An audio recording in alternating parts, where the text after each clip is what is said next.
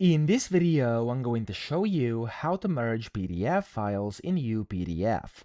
Now, the easiest way to do this is to simply open the first file you want to merge. So it's this one over here. As you can see, it has 2 pages.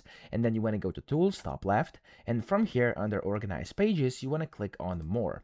Now, here, you want to insert the other documents you want to merge. So I want to merge this one with a different one. I can just click on Insert, and then from File. And over here, you can select the files. So we can select only one or multiple. So if you do multiple, you can click on the first one and then hold down your Control key on your keyboard and click on all the other ones as well. So I'm actually just going to use this one over here, and let's do this one as well. I'm going to click on Open. They're going to get open in here. You'll see the amount of them over here up top right.